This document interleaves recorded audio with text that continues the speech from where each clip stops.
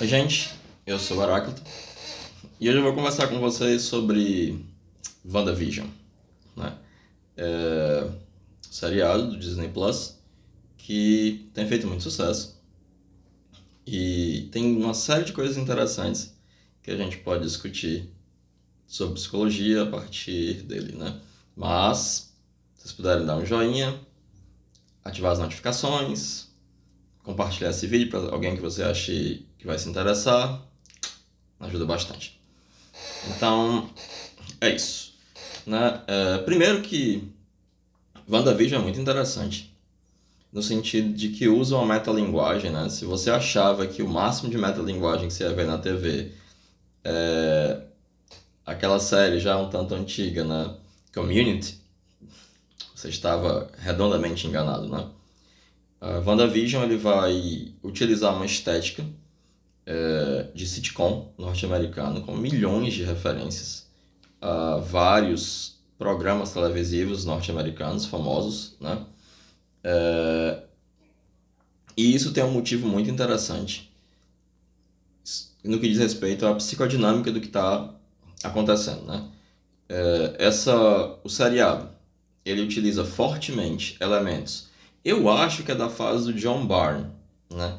Em que o Visão é desmontado, e é uma cena muito chocante, que eles reproduzem. Assim, ó, spoilers, galera, spoilers, muitos spoilers, né? O Visão é desmontado, e a Wanda vê isso, é muito chocante. Eles reproduzem essa cena e tem um impacto emocional muito grande essa cena, né? E posteriormente ele reaparece como um Visão branco, mas sem a personalidade dele. Uma boa parte da personalidade do Visão dos quadrinhos vem de um outro personagem chamado Magno, perdão. A origem do Visão é bem diferente no MCU e nos quadrinhos, mas isso ficou muito interessante, a adaptação que eles fizeram. Assim, eles fizeram uma semiótica ali muito boa, não deixa nada de ver os quadrinhos, ao contrário. Eu acho até, inclusive, bem melhor do que os quadrinhos. A Wanda tá ali com full power, né? Por quê? Nos quadrinhos, a Wanda Maximoff, né? Ou como a gente fala em português, a Wanda Maximoff, ela é uma mutante, ômega, ou seja, é o tipo de mutante mais poderosa, filha de Magneto, que é um mutante ômega muito poderoso, e ela tem o poder de alterar as probabilidades. E isso é utilizado também na série, né? Tem um momento, quando aparece uma bomba que cai e não explode, a Agatha Harkness, ela diz, olha, isso aí é o Hex, né? A maldição, o feitiço das probabilidades. Você estava alterando as probabilidades para que a bomba não explodisse. Você já era uma bruxa nessa época. E é interessante, porque nos quadrinhos, por mais que ela seja feiticeira escarlate, os poderes dela são devido ao gene X, é uma mutação, né? E nessa versão, ela é bem mais poderosa até do que a feiticeira escarlate dos quadrinhos, porque ela de fato pode alterar a realidade, né? O que nos quadrinhos ela também pode, né? Já que ela criou do nada os filhos dela, né? São uma extensão da vontade dela e eles aparecem, né? São meio que cópias dela e do irmão, o Wiccan, que tem poderes mágicos, e o outro filho dela que é um velocista, como o Mercúrio, né? Quicksilver, em inglês. E quais são os elementos interessantes, né? Em termos psicológicos, para discutir? Primeiro, sim, a série é fantástica, o roteiro é fantástico, a metalinguagem que eles usam é inacreditável. É legal ver aquela menina de Two Broke Girls, ela é muito carismática, tem um papel pequeno, mas importante. O Paul Bettany, nossa, meu Deus, como ele tá bom. Ele consegue fazer à perfeição, né, o papel lá de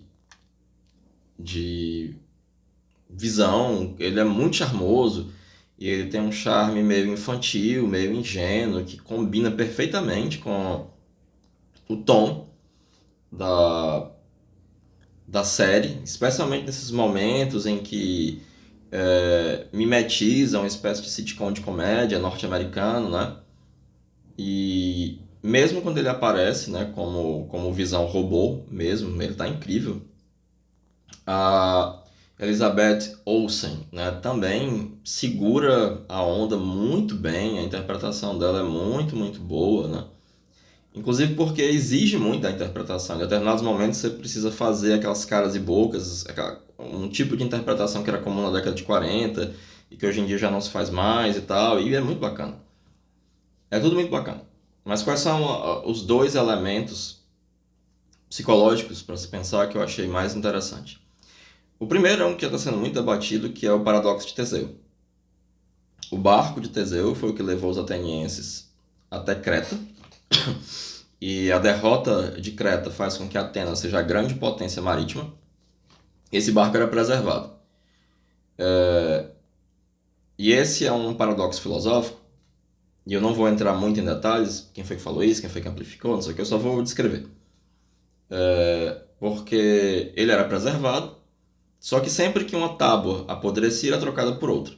E depois de um tempo, já não restava mais nada do barco original, mas ainda era o barco de Teseu. E aí um visitante pergunta, não, mas eu quero ser levado ao verdadeiro barco de Teseu. Então qual era o verdadeiro navio de Teseu? Aquele que estava no porto, ou era o monte de tábuas que havia sido guardado num depósito? Qual era o navio de Teseu, né? E aí há vários filósofos que posteriormente vão amplificar. Ah, então agora são dois navios, mas um navio não pode ser dois navios. Porque isso é logicamente contraditório, né? Uma outra ampliação, pensada por um outro filósofo, não, você tinha um barco, e aí você trocou as tábuas do barco por de alumínio. E aí você vai trocando até que o barco inteiro fica de alumínio. Mas aí uma pessoa pega as tábuas do seu barco e faz um outro barco. Então qual é o seu barco? Ou quando foi que ele deixou de ser o seu barco? Foi quando você colocou a primeira, ou quando você, a tábua peça de alumínio tirou a última de madeira, né? E o que acontece é que quando os dois visões se encontram, né? O visão, que é puramente um androide, já não mais um sintozoide, ele diz, eu fui programado para destruir o visão. E aí o primeiro visão pergunta, você está familiarizado com o paradoxo do barco, do navio de Teseu? E ele diz, logicamente. E ele diz, bom, então eu não tenho nenhuma grama do Vibranium original. E você, mas eu tenho a personalidade. E você é o corpo original. Qual de nós dois é o Visão? Então não podem ter dois visões. Mas ao mesmo tempo, o que faz alguém ser alguém? Ele inclusive dá uma resposta. Será que são as memórias? As suas memórias devem estar aí. E ele consegue fazer com que ele volte a lembrar das coisas. E ele diz, I am Vision. E aí ele vai embora. Ele não interfere mais. E no final, o Paul Bettany, num momento muito tocante, ele pergunta, mas e quem eu sou?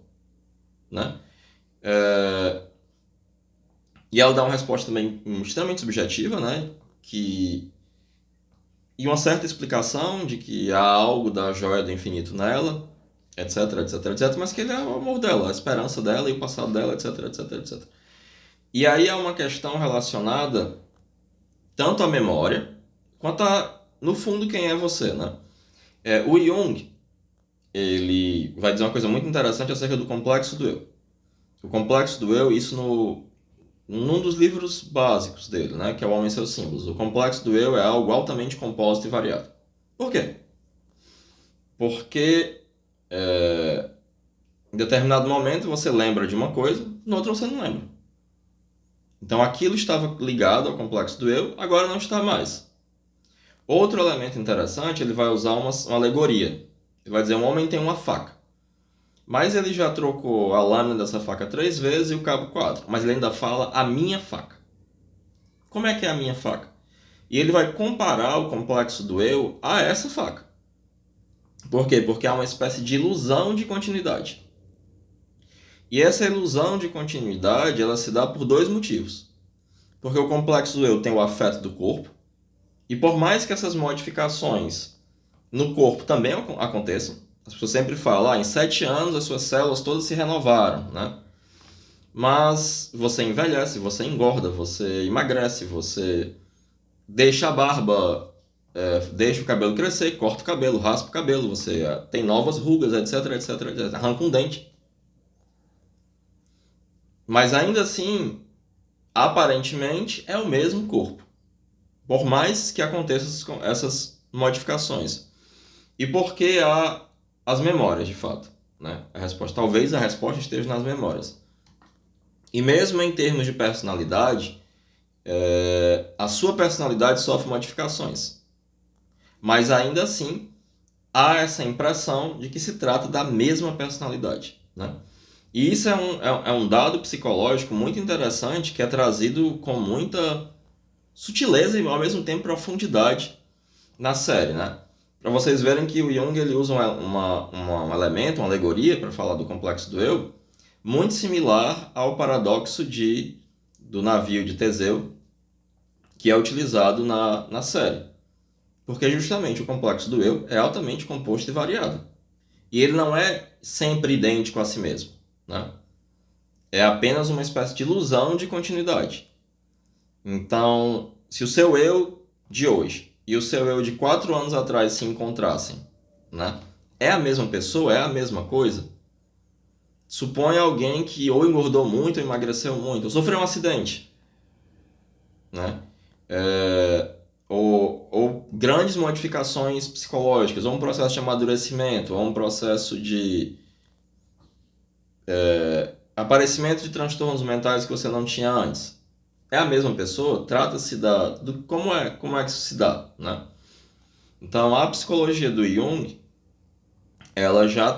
Jung já tinha essa clareza dessa ilusão de continuidade relacionada ao complexo do eu, que aparece de uma maneira fantástica, né? Porque o que é que lhe dá a sua identidade?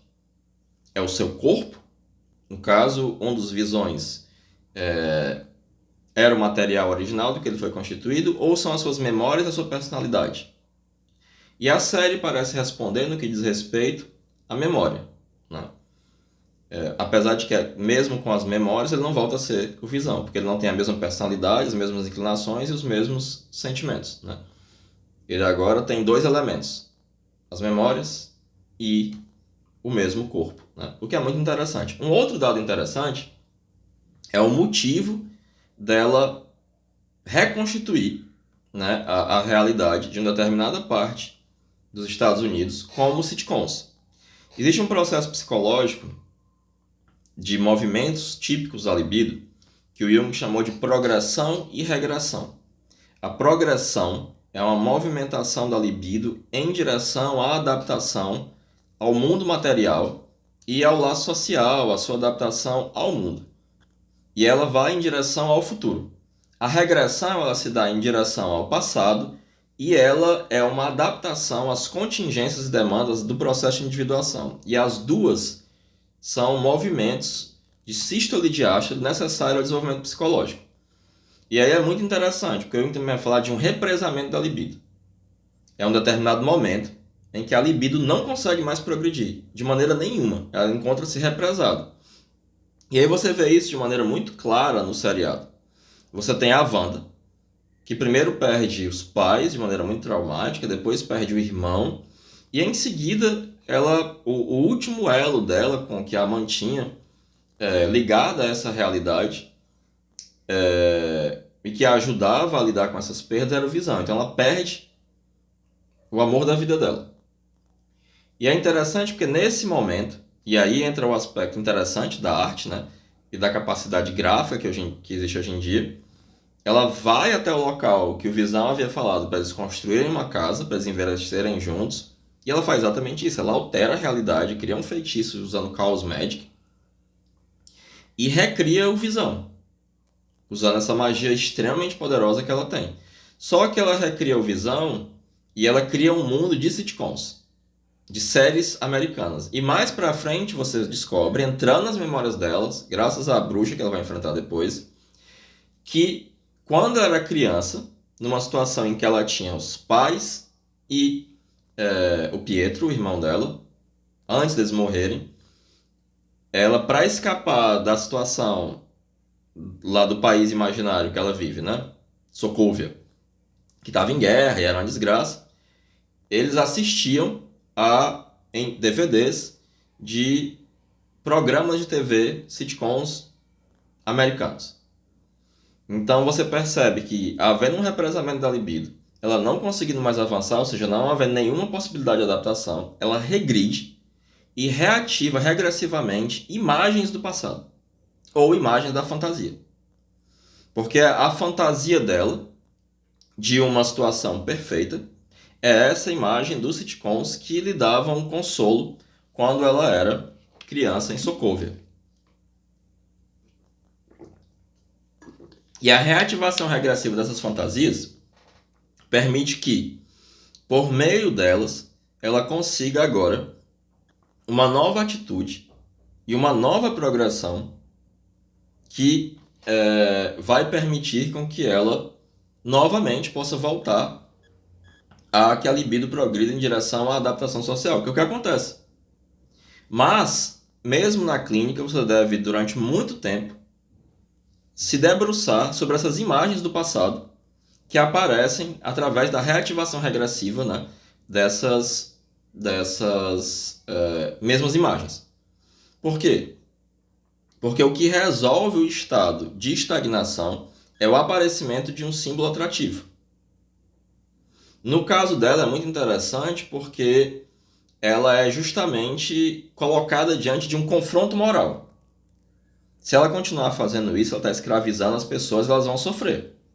E ela precisa abrir mão dos 2 filhos que ela cria e do Visão para que a situação possa voltar a acontecer. E aí, quando isso acontece, quando ela faz sacrifício, quando ela toma esse posicionamento moral, quando há esse confronto moral, ela descobre os poderes dela. E ela consegue, em vez de usar inconscientemente esses poderes, que vinham justamente desse vazio que ela sentia, dessa incapacidade de progredir, então esse inconsciente se manifesta dessa maneira, ela agora consegue assimilar isso e se torna de fato a Feiticeira Escarlate, ou seja, quem ela estava predestinada a se tornar. Então, esses são elementos extremamente interessantes em termos psicológicos que a gente consegue ver e compreender à luz da psicologia junguiana nesse seriado. Eu particularmente me diverti muito e gostei muito. Foi uma das minhas alunas que me emprestou o Disney Plus para que eu pudesse assistir. Muito obrigado. E é isso, moçada. Logo, logo, o vídeo sobre behaviorismo. Continuando a série sobre abordagens em psicologia. Então, é isso. Valeu. Falou.